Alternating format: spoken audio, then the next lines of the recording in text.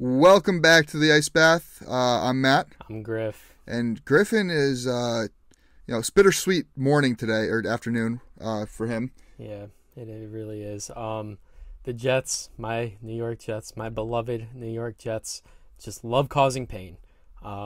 We went out, we beat the Buffalo Bills, and normally I would just be jumping through the roof, excited right now, and I'm just not.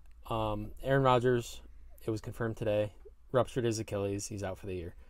This has been the first year of Jets football that I've been looking forward to that I can even remember. We had our quarterback. We have an elite defense. We've got a really good run game, solid O-line, some weapons on offense. We were a quarterback away. We got our quarterback. He plays 4 snaps. His Achilles snaps. Aaron Rodgers may never play another football game again. He's 39 years old, coming off probably the toughest injury to recover from. Granted, he's a pocket passer. It's a little different, but still with his age, you never really know. And now we are stuck with Zach Wilson again. And going into the year that we drafted Zach Wilson, he was my favorite quarterback that was going to be available for us. Obviously, Trevor Lawrence was going number 1. And I still stick by that. I still think that Zach Wilson all around could be a better quarterback than Justin Fields. Obviously, Fields is more dynamic with his feet and has that ability to make big plays because of that. But Zach Wilson's just a better pure passer, and I don't think anybody could really tell me otherwise. But the issue is that Zach Wilson is still not an NFL caliber starter. I don't know what we're going to do. Robert Saleh came out after the game yesterday and said Zach's the guy. I know we're going to look at veterans to bring in.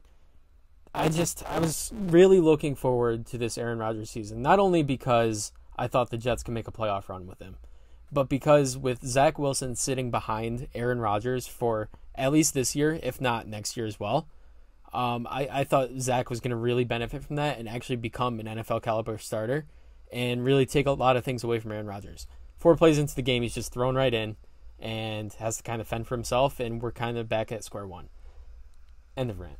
Well, so just to feed off that last part a little bit, I would say this might be best case scenario for Zach Wilson, only because he still has Rodgers to help him out. You know, he probably has the best quarterback coach you can get right now in the NFL. You're not wrong with there. Rodgers. Yeah, you're not wrong there. And it's not like he's going up against the same, second string defense every week in practice. He's actually going to get those reps in the game, in live time, and when a mistake occurs, he's going to be held accountable by Rodgers. Yeah. Rodgers is still going to be on the sideline. He's still going to have a heavy presence in that locker room. I think, this is a crucial year for Wilson's development. And you kind of find out after this year, hey, if Wilson doesn't take that jump this year, he's not your guy. But, if you see progress, it's a win-win. There really is no silver lining, but any little bit there is the fact that the Jets are going to be keeping their first-round pick this year. Yeah. And so,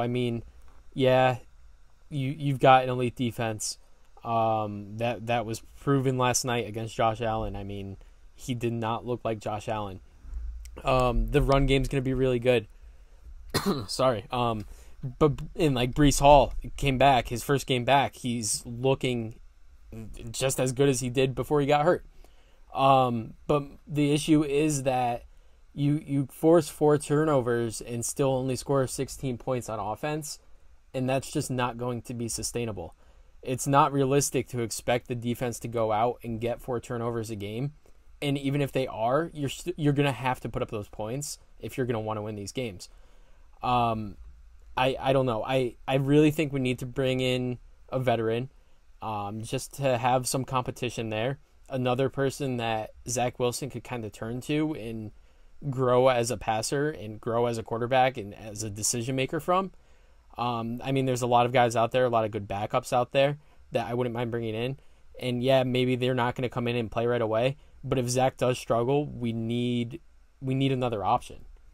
Yeah, I could see you guys going after someone like Joe Flacco, who's familiar with the franchise, knows the organization, is familiar with some of the players in that organization, and can come in and fill in that role of a backup, maybe clipboard holder, and be another guide for Wilson. But like I said before, I truly think, this is a good thing for Wilson. I mean, it's awful. I feel so bad for Aaron Rodgers. I never wish an injury on anybody, but this does benefit Wilson because he's going to get those reps in live games now, and you're going to sign another veteran. You're going to have 2 veteran quarterbacks to help coach him up, in practice in live games. Again, this is a crucial year of development for him. But your defense is going to keep you in games. That run game looks lethal. The offensive line needs to work on their pass pro a little bit, but other than that, I mean, you beat the Bills without Rodgers. No, that is true. That says a lot. And the thing is, if this were any other team, I think the tank for Caleb Williams would be on. Yeah. But the fact that this defense is so good, right?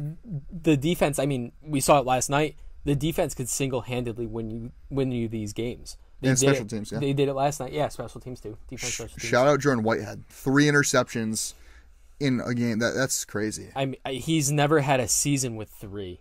He had a bonus in his contract this year for if he had 3 picks, he gets a $250K bonus. He got it after week 1 against Josh Allen. Yeah. Well, shout out Whitehead again. I mean, to do it off Josh Allen nonetheless. Yeah. That's pretty impressive. Right, that's enough Jets talk. Yeah. People aren't here to listen to the Jets, but I needed to let that one out after last night. Yeah. Let's get into some fantasy football recap from week 1. Yeah. How about Calvin Ridley? Hasn't played in 2 years, and he came out and absolutely killed it for the Jags. Yeah, 8 catches, 101 yards, and a touchdown on 11 targets. He looks explosive. He does. Yeah, and you add a wide receiver 1 to an already existingly good offense. You have Christian Kirk there, Evan Ingram, Zay Jones, Etienne out of the backfield, Tank Bigsby, but now you have a wide receiver 1 in Calvin Ridley, and this is great for Trevor Lawrence. Trevor Lawrence can now finally take that next step that he needs to take in the NFL to be. I think he has potential to be a top 5 quarterback. I think he could be an MVP caliber quarterback. Yeah. He's that good. He's got the talent. The talent's always been there. That's never really been the question. First, it was the coaching. Yeah. He had Urban Meyer.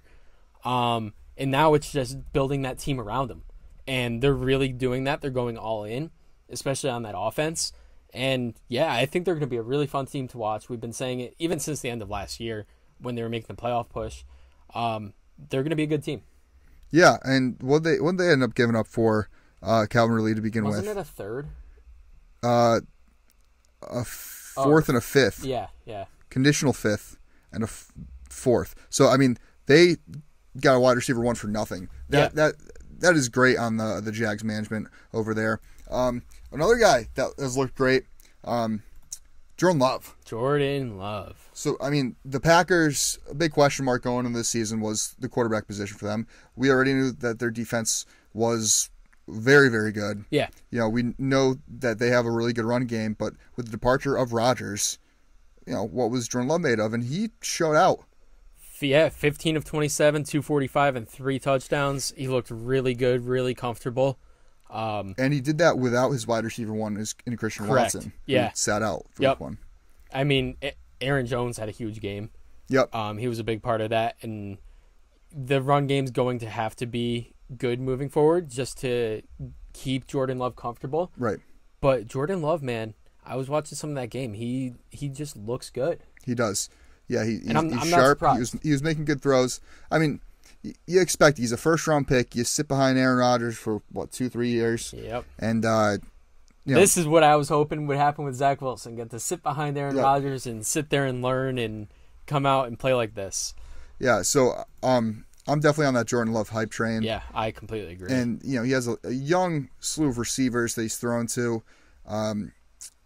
So they're prone to make mistakes. He's really got to take that leadership role, show some poise, and it looks like he's ready to do that. Man, I would tell you, watch out for Christian Watson. Yeah, when he comes back, that's going to be a dynamic duo for sure. And then going into the 4 o'clocks, my Philadelphia Eagles did escape with the win over New England, but we looked pretty rusty out there. Yeah. If it weren't for the defense, we're losing that game, unfortunately. I mean, Mac Jones looked sharp. their offensive line looked really good. They were able to contain everybody except Jalen Carter, who, he's a beast. He's going to be he's going to be a stud. Really good. So I think Philly will get back to being how they looked last year. I think they're going to be a top team in the league yet again. It's just shaking off the rust. Nobody really played in the preseason, and you're paying for that week 1. So short turnaround. They take on Minnesota this week, so we should see if they can correct all their mistakes that they made in week 1. But I'm not too worried. I wouldn't be too worried either. Especially it was really bad weather there too. Right. It's just kind of tough. You're going on the road week 1. It's going to be a tough game no matter when you're playing in New England. So that's true. And staying in that division, New England's division, how about the Dolphins? I mean, coming out with a big win. We both predicted that they're going to win against the Chargers, but what a great game. Really, really good game. Talk about the return of Tagovailoa. Tua was slinging that thing. He was. Over 400 passing yards. He had 460 or something, right? I think so. With over 200 of those. 466. With 215 of those going to Tyreek Hill. Yeah, 215 for Tyreek and 2 touchdowns. I said on a prior episode, either if it was last week or the week before, I think Tyreek Hill has a very good chance of going over 2,000 receiving yards this season. Yeah, I agree. And I saw somewhere that if he repeats what he does in week 1 every game, he's going to go over 3,000. Yeah. So I'm liking that prediction right now. But Miami looks legit. Yeah, that offense is going to be really good. I think the defense is the biggest question mark for them. For sure. Mainly the secondary. Xavier Howard had, I think, 3 pass interferences. Yeah. Kader Kohu looks really good. Yeah, they get Jalen Ramsey back in a couple months, though. Yeah, that's going to be huge for them. Yeah. That'll also be huge for Xavier Howard. Yeah. He won't have to have the pressure going against number 1. Speaking of Jalen Ramsey, how about his former team, the Rams? Yeah. What was that? Yeah, they're not that bad. I guess not. I can't believe I'm saying that. I mean, a couple guys we'll talk about later that stood out for Los Angeles, but man, they slaughtered Seattle. It's not even like they beat Seattle, who I thought was going to be a good team coming in this season. They put the hurt in on them. It wasn't close. It wasn't. They held Seattle 13 points. 13 points, yeah. I mean, you got DK, Tyler Lockett, Jackson Smith and Jigba, Zach Charbonnet, Kenneth Walker, Noah Fant. Do I have to keep going? I mean, all these weapons. Plus a good O-line. Yeah. They just couldn't do anything. And the Rams, I mean, I thought the biggest question mark going into the season for them was their defense, and their defense didn't look bad. I'm not going to lie. I thought the Rams were going to be the worst statistical defense in the league this year. Yeah, I mean, they had Aaron Donald and then, Jordan Fuller. We had talked about this prior episode. We couldn't name anybody else aside from those two. Yeah, I don't know what's going on there, but the Rams looked really good. Yeah, and if we're staying on the topic of good teams and good defenses, well, great defenses, Sunday night, Dallas absolutely dominated and dismantled the New York Giants. Oh, that was ugly. That was really, really ugly. Yeah. I mean, if you saw the game, I'm sorry. I mean, I wish it was a better game. And usually divisional games are, but that wasn't even particularly close. That pass rush, and it wasn't even like they were blitzing. It was just basic 4-man rushes and just in there in split seconds. I mean, Parsons lived in that backfield. DeMarcus Lawrence. I always get them confused. Yeah. Their pass rush just was in there in split seconds. Daniel Jones had no time. It was rough. And then Gilmore made his Dallas debut with an interception. Yep. I mean, him, Diggs, you got Micah Parsons, DeMarcus Lawrence, Lane Vander Esch. There's so many great players on that defense. As a Philadelphia Eagles fan, I'm worried. I'm concerned that we might not win that division. Yeah. Yeah. I mean, they looked great. So, speaking of great, something we didn't do too great on was our picks last week. Yeah, I just realized I actually went 9-7 because I had San Fran and you had the That's Steelers. Right. Yeah, you went 8-8. I went 9-7. Yeah, I mean, I thought Pitt was going to be a lot more competitive than that. I don't know if that speaks to Pitt not being as good as I thought, or the Niners just being that much better. Yeah. But that was also Niners a defense crazy looked game. really good. Yeah, they did. The Niners are going to be a scary team. Yeah, but let's jump into our week 2 picks. We won't take too long on them. But starting off Thursday night, Minnesota at Philadelphia. I have my Eagles winning in their home opener. Yeah, I have the Eagles winning as well. I do think this is going to be a fairly close game. I think the Eagles win by, I'm going to go between 6 and 10 here. Yeah, it all comes down to stopping Justin Jefferson. Yeah. But with James Bradbury likely out for that game, that might be a little difficult to do. You're going to have the rookie, probably Keely Ringo, out there. Ringo's going to have to step up. Eli Ricks is going to have to get some playing time. For sure. But I think that's a game we can pull out. This is a get-right game for us. We had a lot of mistakes against the Patriots in week 1. You got to bounce back here. Yeah, I think this is a big one for Minnesota, too. They made so many mistakes against Tampa, just dumb penalties. But now you're away, short turnaround. I know. Yeah, it's going to be... I like the home team here in Philly. I agree. Then starting out Sunday, we got Baltimore at Cincy. Yep. I'm going to go with Cincy here. Man, did they look bad, too. It was just such a weird week of football, but I think this is Cincy's get-right game as well. Yep. It's tough to go Baltimore here because of all the injuries that occurred on Sunday. They lost Marcus Williams for probably significant time. I believe Dobbins is out for the year. Dobbins is out for the year. They lost Ronnie Stanley and Tyler Linderbaum for a couple weeks. That's a huge hit to their offensive line. 2 of their best linemen. Probably their 2 best linemen. So that's going to be tough. I think Cincy gets right here. I think Jamar Chase and T. Higgins both have solid games. T. Higgins coming off a game with 0 catches, which I don't know what happened there. Burrow's just got to be better, and he knows that. Yep. I mean, he had 83 passing yards on the day. I mean, that was an anomaly for him. I wouldn't worry. I think last year week 1 he threw 4 picks. Yeah. I believe something like that. But I mean, look at last year week 1 for Devonta Smith. Everyone gave up on Devonta Smith after week 1 last year because he had 0 catches. Yeah. I mean, Burrow last year, week 1, 4 picks against Pittsburgh. So. Well, but then Devonta Smith ended up going on and being a top 10 receiver statistically last year. Yeah, I wouldn't give up on T. Higgins. So I mean, T. Higgins, don't give up on him. That's going to be a good offense. Sure. Yeah, that's going to be a high-scoring offense. Again, it was just divisional games are crazy. They're wild. You never know what's going to happen. So I have Cincy getting right here at home. Seattle at Detroit. Yeah, I'm going to go with the Lions here, coming off a big win. Seattle coming off a really bad loss that we just talked about.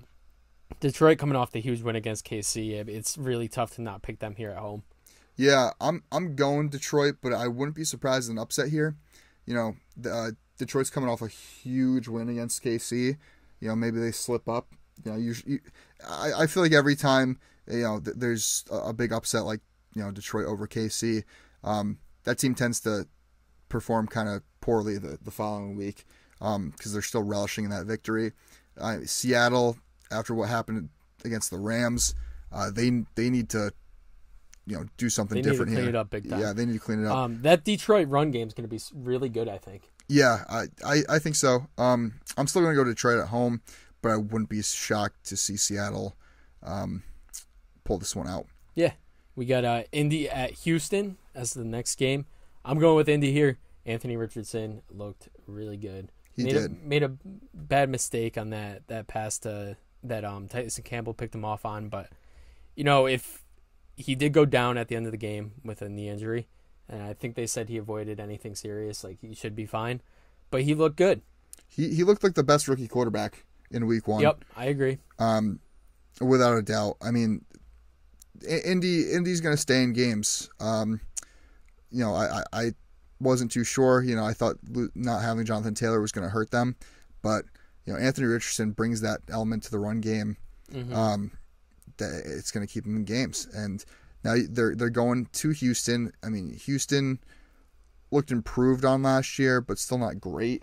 I mean, they looked not too bad in the first half of that game against Baltimore. Second half, it was another story. But I mean, DeMeco Ryans, he's going to take advantage of his defensive pieces like Will Anderson. Is Jalen Petrie going to play? I know he had to be hospitalized. Yeah, he's good now, but yep. he had punctured a lung or something, so he's probably out. I think he bruised his lung. Yeah.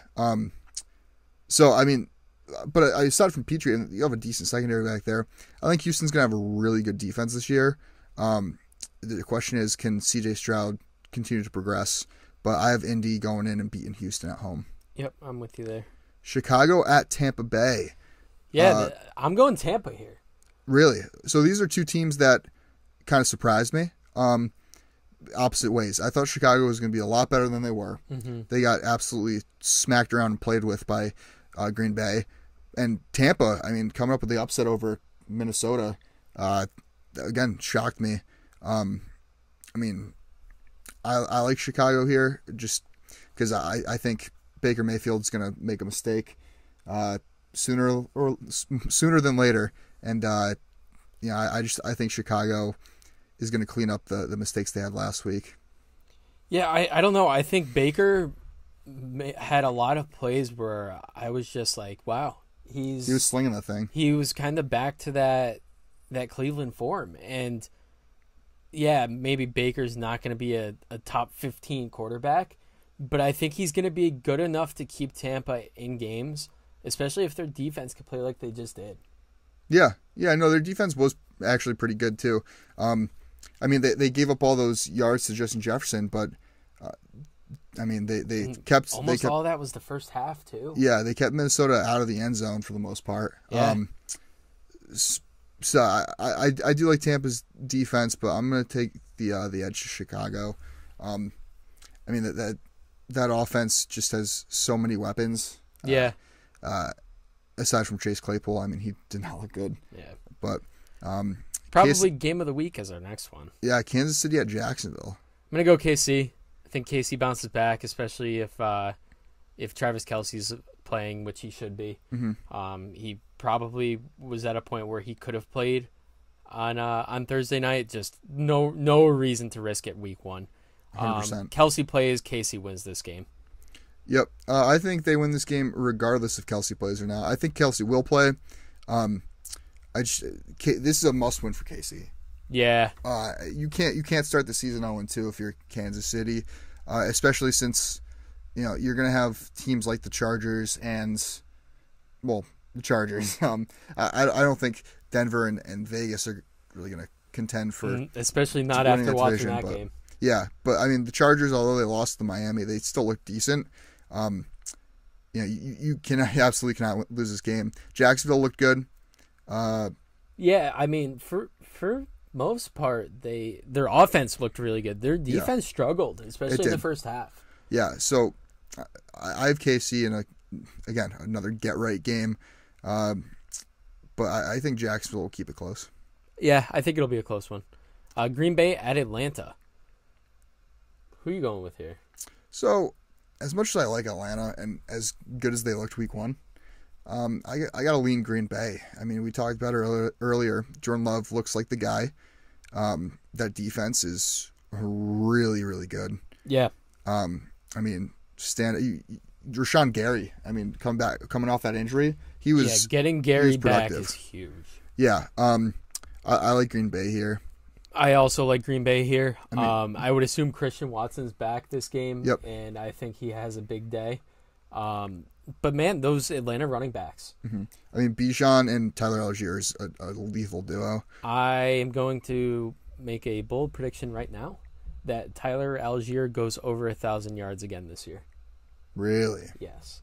I think Algier's that good, and I think they're going to find ways to use Bijan in the passing game and in other ways other than just as a pure runner, and Tyler Algier is going to be that pure runner. They have a two-headed monster back there, and that offense is going to be really good as long as they could keep feeding both of them the ball. Yeah, both these teams are very young, so I think there will be a lot of mistakes in this game, but I think it will be high scoring because of that. Yeah, so give me Green Bay. Next up, we have Vegas at Buffalo. Buffalo, coming off a loss. Vegas coming off a big win. Yeah, I think Buffalo blows them out here. I agree. I think this is a Josh Allen and Stephon Diggs just connect all day long. I mean, Josh Allen's got to be PO'd after throwing 3 picks and losing to Zach Wilson and the Jets on Monday night in front of everybody. Yeah. And now you got people drawing comparisons to Josh Allen to Carson Wentz. Allen comes out and proves why he has been a perennial MVP candidate, past few years. Give me Buffalo. Yeah, I think Allen goes for 350 and a couple scores. For sure. Next up, you got the Chargers at Tennessee. Tennessee lost a close one. Yeah. To the Saints, right? Yeah, we'll talk about a forgettable game. But the Chargers, on the other hand, we talked about them earlier. They looked really good. I think they can win some games and contend for the division. Yeah, no, I agree. Tennessee looked really bad on offense. The defense kind of held their own, but Ryan Tannehill just looked terrible. Yeah. He threw a couple picks, and I think he threw 3. I was watching the game. He could have thrown probably 5 or 6, and it's not even an exaggeration. I know Lattimore dropped another. They had a couple where their defenders made some plays on the ball where they could have picked it. Tannehill's got to be better.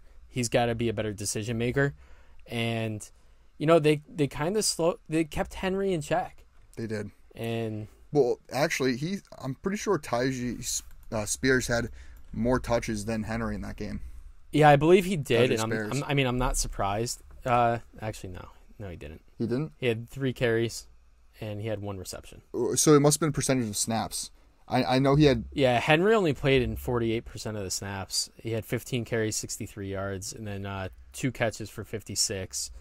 He did have that big catch. That's right. Yeah, Spears did play in 54% of the snaps. Okay, so yeah, that's what it was. He had more snap percentage. But I don't know. I think Tannehill, whether it's due to injury or his performance, is going to hit that bench sooner than later before the halfway mark. Yeah, I agree with that. Whether you bring in Willis, who looked good in the preseason, or Levis, who you took in the second round. Probably your guy of the future. Hopefully your guy of the future. Yeah. I know a lot of Titans fans didn't like that pick, but I'm pretty big on Levis. I'm a big Levis fan. So yeah, give me the Chargers there. Next we have San Fran at the Rams. The part of me thinks that San Fran's going to blow them out. I think this is a trap game. I'm still going to go with San Fran here, but I think it's a lot closer. Yeah.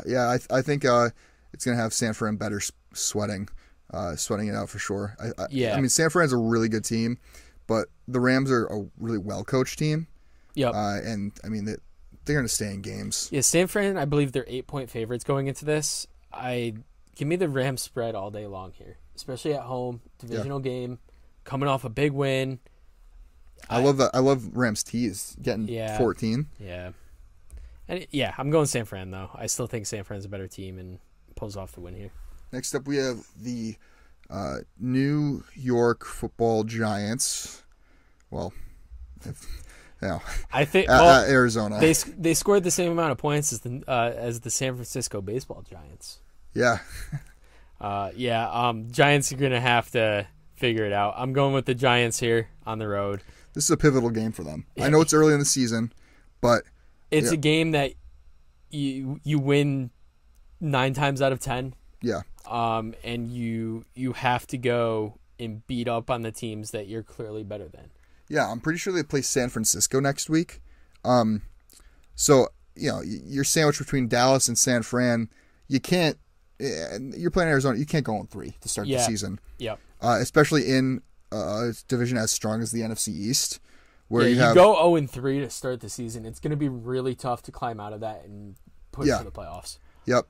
And I mean, Arizona just is not that great of a team. They're starting Josh Dobbs again. They've announced. Not impressed at all by him. I mean, I don't really there's just not much impressive about that team in general. Yeah, there's no redeeming qualities. Yeah, give me the Giants. They need to get right here. Dable is a really good coach. You can't get any worse than they did on Sunday night in front of the entire country. Yeah. They need to win. The only way to go is up. You just can't get lazy and overlook the Cardinals. No. Because you do that, you're going to come out sluggish again, and it could be another long game. Yep. Next, we got your Jets at Dallas. We were just talking about Dallas. I'm taking Dallas at home. Yeah, me too. I mean, Zach Wilson facing arguably the best defense in the league. Yep. It's not going to be fun. Dallas wins by a couple scores, in my opinion. I mean, our defense is going to be able to contain their offense, I think, but their offense is just better. Yeah. That's all it comes down to, I think. Yep. And yeah, I don't really need to talk about that. I've said my piece. Yeah. Washington at Denver. I believe we're different here. I have Washington. Wow, you're going Washington on the road, huh? Yeah. Denver just did not impress me week 1. They looked about the same as they did last year. Yeah. I thought Sean Payton was going to have them come out and, play like a totally different team. But, the reality is they didn't. Maybe Nathaniel Hackett wasn't the problem. Right. Yeah. Yeah, I mean, I was wrong about Denver. I know it's only been 1 week, but I thought Payton was going to turn this team around. He didn't. And Washington, they won a close one against Arizona. Howell made some plays. But yeah, Howell didn't look bad. No, Howell looked better than I thought he would. He definitely made some plays, and they did enough to win the game. Right. I don't know. It's tough to tell because I think Arizona's just so bad. Right. So that's the reason I'm going Denver here at home. I think I'm just going to give the nod to home field advantage here. I don't think either of these teams are particularly good. No. But, I got a low-scoring game here in Denver with the Broncos winning probably by a field goal. Yeah, I'm taking Washington. I just think they have the better offensive weapons. Yeah. And, they're a younger team, too. I think they're going to be hungrier. And Ron Rivera, he's not a bad coach. No. Give me Washington. And then I believe Miami at New England is Sunday night. Yep. Give me Miami. They looked unbelievable. I am going Miami as well. It's just going to be really, really hard to stop that offense this year, no matter who's playing them. Mm-hmm. I mean, Tyreek Hill, Jalen Waddle. And if Tua can make those throws down the field. Which he showed he could. Yeah. It's going to be tough to slow that offense down. Yeah, I mean, I think New England will stay in games this year. I think they will win games. This is just not one of them. This is just not one of them, yeah. No, I agree. I completely agree. And then we got 2 Monday night games. Yeah, Monday night we got New Orleans at Carolina. Yeah, I'm going to go with New Orleans here on the road. Carolina didn't look terrible. The offense struggled a bit. They didn't look good either. Bryce Young did not look good. They came out fairly strong. They did. That's why I was like, oh, maybe they got something here, but yeah. I don't know. It's going to we talked about this before. They're going to go through the growing pains. Bryce Young's going to go through the growing pains. And that's got to be expected. Right. He's not in the best situation. He doesn't have the best playmakers around him. And it's a whole new system there. So, yeah, I think Carolina's going to struggle out the gate. I think New Orleans is going to capitalize on early mistakes and do enough to win this game. So New Orleans looked actually pretty decent on offense. That passing game was there. The passing game was there. Michael Thomas is back, and he looked decent. Yeah, and Olave looked good. And Olave looked really good. He looked good. Yeah, so, I mean, I think Carolina's going to have a tough time holding back that New Orleans passing game. So I'm going to give the slight edge to New Orleans here. But, again, it's a divisional game. Wouldn't be surprised to see Carolina with the upset special on Monday night. Yeah. Speaking of Monday night, the second Monday night game is Cleveland at Pitt. This one intrigues me a lot. Yeah, I mean, because Cleveland absolutely shut down Joe Burrow and one of the best offenses in the league in Cincinnati. Yep. And Pitt, who had high hopes, looked horrible against San Fran, who had one of the best defenses in the league. So, I mean, can Cleveland repeat what they did to Cincinnati against Pittsburgh? The thing with me is I just have a hard time picking Pitt in this game. Yeah. After how that offense looked, granted, I know right. the San Fran D is really, really good. Mm-hmm. But how that offense looked and how their defense looked against San Fran, Which, again, San Fran, one of the best teams, if not the best team in the league right now. Yeah. It's just really hard for me to pick them, especially the way Cleveland looked against a really strong Cincinnati team. I got to go Cleveland here. Yeah, I mean, Kenny Pickett with 2 turnovers, or two picks at least. I mean, you can't have that. Those are the mistakes that lose you games. Yeah. I thought Steelers' defense was going to be a lot better. I mean, I will say, though, they couldn't stop the run. No. I mean, McCaffrey went over 150 yards. Yeah. So now you have Nick Chubb, who's it doesn't get much easier. Yeah. If any easier. Yeah. I mean, Nick Chubb is one of the best running backs in the league, if not the best. I know you think really highly of him. I think pure runner. I think he's the best pure runner in the league, and like, it's just going to be really tough to stop that if you couldn't stop Christian McCaffrey. Right. Which, that's not a knock on Christian McCaffrey. He's a great running back, and he's probably up there top 5 pure runner in the league too. But I do think like it's just going to be really tough for them to be able to stop a bigger back like that. What is concerning is Jack Conklin. Yeah. Cleveland lost Jack Conklin for the year, torn ACL. I think we're going to see T.J. Watt lining up a lot on that right side.